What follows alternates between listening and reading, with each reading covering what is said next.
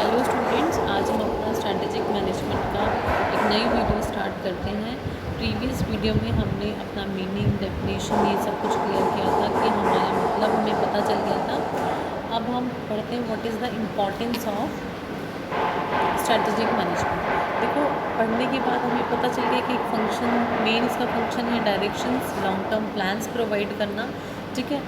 और कैसे ये डायरेक्शन दी जाती है, कैसे इनको एक्शन में कन्वर्ट किया जाता है। It is always forward looking.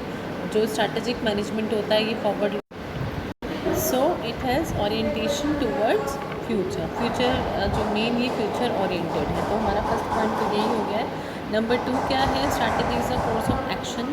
Strategy क्या होता है? कोर्स ऑफ एक्शन होते हैं जो डिसीजन रूल्स फॉर्म करते हैं, ठीक है, पैटर्न फॉर्म करते हैं for creating a common thread. एक कॉमन थ्रेड क्रिएट करने के लिए एक पैटर्न, डिसीजन रूल्स का जो मतलब एक रूल्स होते हैं, किसी तरह के रेगुलेशंस होते हैं, क्या हमें फ्यूचर एस्पेक्ट्स रखने, उनके लिए एक क्या कहते हैं, कॉमन थ्रेड रेडी किया जाता है। Next, number 3 is strategy involve the choice of particular action और एक्टिविटी। स्ट्रैटेजी क्या इन्वॉल्व करता है? चॉइस इन्वॉल्व करता है फॉर पर्टिकुलर एक्शन और एक्टिविटी के लिए। हमारे पास डिफरेंट ऑल्टरनेटिव, ये हमारी एक्टिविटी जो स्ट्रैटेजिक मैनेजमेंट जो एक प्रोसेस होता है डिसीजन मेकिंग का होता है, तो ये इन्वॉल्व करता है चॉइस ऑफ पर्टिकुलर एक्शन जो उसकी चॉइस, हम डिफरेंट ऑल्टरनेटिव्स में से क्या किसको चूज़ करना है, हमें मेन डिसीजंस रिलेटेड होता है जो हमारा स्ट्रैटेजिक मैनेजमेंट होता है। तो this is another important objective of strategic management. Number 4 is strategies concern with the best utilisation of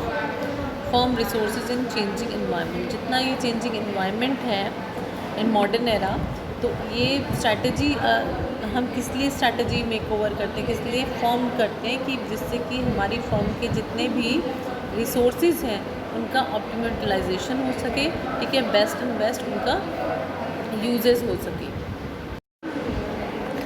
strategy क्या है? मीन्स है टू अचीव करने के लिए जो हमारे एंड्स हैं या ऑब्जेक्टिव हैं, जो हमारे प्री डिटरमाइंड ऑब्जेक्टिव्स हैं, उनको अचीव करने के लिए स्ट्रैटेजी बनाना किसी भी ऑर्गेनाइजेशन के लिए बहुत इंपॉर्टेंट है। स्ट्रैटेजी के थ्रू हम डिफरेंट डिसीजंस लेते हैं, ठीक है, जो हमारे लॉन्ग टर्म प्लान्स हैं उनको बनाते हैं। तो अपने ऑब्जेक्टिव्स को अचीव करने के लिए स्ट्रैटेजी एक बहुत इंपॉर्टेंट रोल प्ले करते हैं, ठीक है।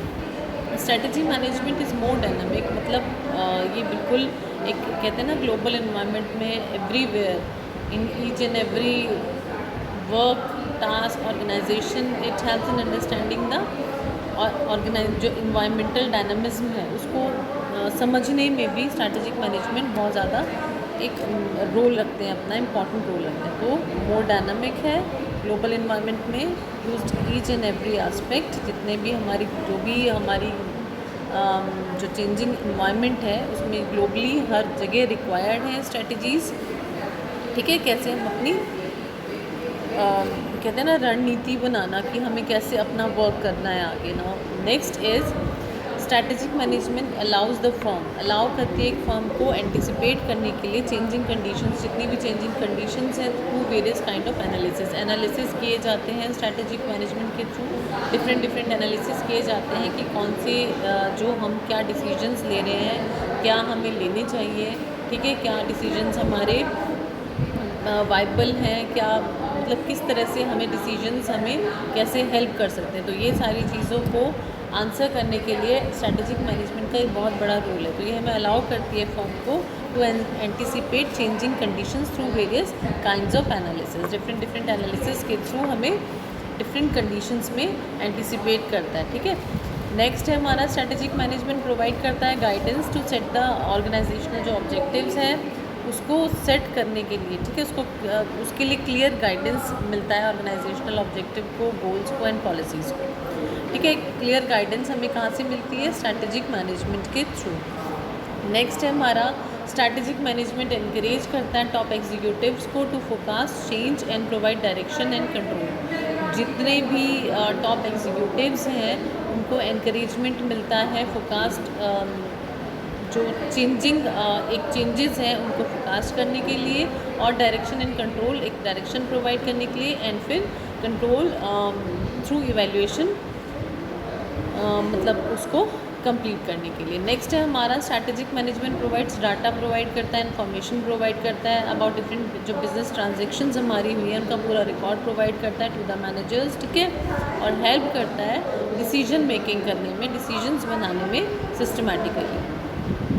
Next is strategy management allow करता है फर्म को टू टेक एडवांटेज लेने में अपॉर्चुनिटीज़ का by providing changes in the environment. जो चेंजेस हैं एनवायरनमेंट में जो रिक्वायर्ड होते हैं या अपॉर्चुनिटीज़ जहाँ से मेक ओवर होती हैं, जहाँ से हमें मिल रही हैं, जहाँ से हम ले सकते हैं, उसके एडवांटेजेस लेने के लिए हमें स्ट्रैटेजिक मैनेजमेंट को एक अच्छे तरीके से मैनेज करने की बहुत ज़्यादा ज़रूरत है, ठीक है, नीड है टू अवॉइड, जिससे हम थ्रेट्स और रिस्क से बचे रहें, ठीक है, अपने फ्यूचर में। नेक्स्ट है हमारा 12th स्ट्रैटेजिक प्लानिंग। जो स्ट्रैटेजिक प्लानिंग है वो हेल्प करता है deciding upon the most viable project. जो स्ट्रैटेजिक प्लानिंग है वो हेल्प करता है to decide upon the most viable projects में डिसाइड करने के लिए, और इम्प्रूव करता है एलोकेशन ऑफ रिसोर्सेज, किस रिसोर्सेज को हमें कहाँ पे यूज़ करना है, कहाँ पे यूटिलाइज करना है, वो सब इम्प्रूव करने में या एलोकेट करने में स्ट्रैटेजिक मैनेजमेंट बहुत हेल्प करता है, ठीक है।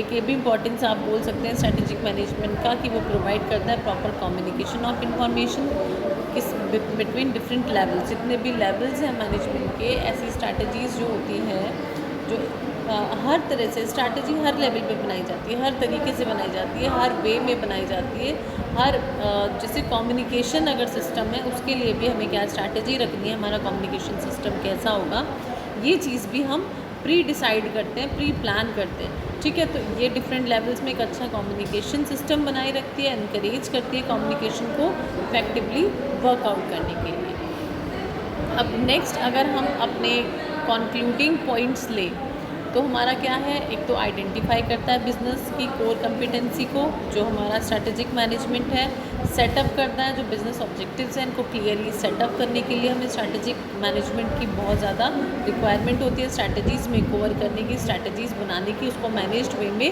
फिर स्ट्रैटेजीज़ को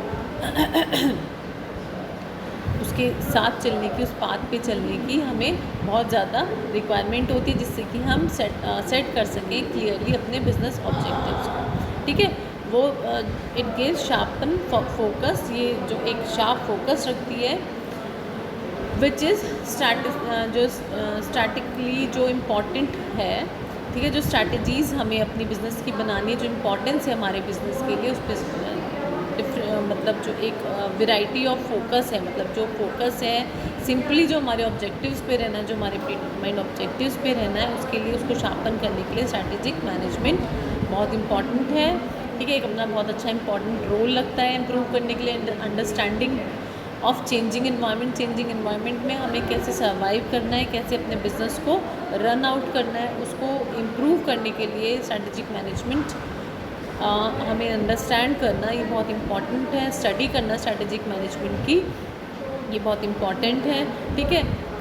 जो कंपटीशन है, जो इतना जो ग्रोइंग कंपटीशन है विद द ऑर्गेनाइजेशन, जो जहाँ पे हमें सर्वाइव करना होता है, जहाँ पे हमने अपनी चीज़ों को या अपने बिज़नेस को चलाना होता है, रन करना होता है, उसको काउंटर करने के लिए स्ट्रैटेजीज़ के बिना हम कभी भी बिज़नेस को एक अच्छे जो एक सोर्स है, एक अच्छा जो एक जहाँ पे हम उसको ले जाना चाहते हैं, ठीक है। जो हमारा जो लास्ट जो हमने सोचा हुआ है कि हमारा ऑब्जेक्टिव ये है, या हम इन हाइट्स पर अपने बिज़नेस को ले जाना चाहते हैं, वो हम कैसे ले जा सकते हैं, by defined well defined good strategies हम वो सब पूरा कर सकते हैं। तो एक ये बहुत इंपॉर्टेंट रोल हुआ, एक बहुत इंपॉर्टेंट ऑब्जेक्टिव हुआ, ठीक है, टू काउंटर द कंपटीशन।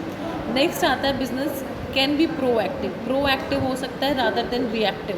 बाद में जो रिएक्शन हो कि बाद में जो हमारा जो आउटपुट आए, हम पहले ही प्रोएक्टिव हो जाए कि हमारा फॉर श्योर आउटपुट बहुत अच्छा आए। तो ये एक बहुत इम्पॉर्टेंट ऑब्जेक्टिव है।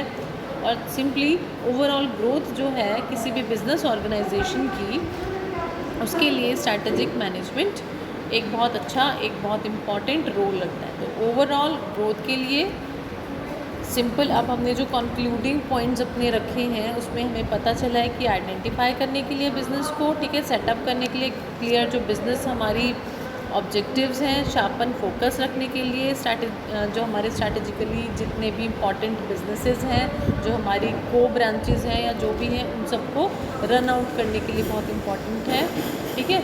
इम्प्रूव करने के लिए चेंजिंग एनवायरनमेंट को, ठीक है, इम्प्रूव करने के लिए जो हमारा बिज़नेस है उसको प्रोएक्टिव बनाने के लिए रादर देन रिएक्टिव, ठीक है, काउंटर करने के लिए कंपटीशन और ओवरऑल ग्रोथ के लिए।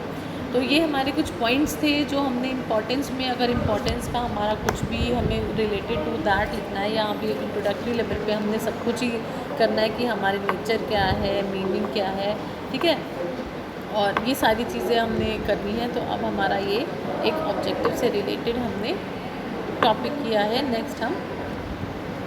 नेक्स्ट जो हमारी वीडियो होगी उसमें कंप्लीट करेंगे। Thank you.